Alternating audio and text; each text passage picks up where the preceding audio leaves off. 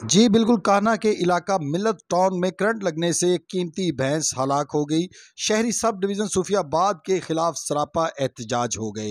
SDO सूफियाबाद की मुजरमाना गफलत से आए रोज़ जानवर और इंसान लुकमा अजल बनने लगे।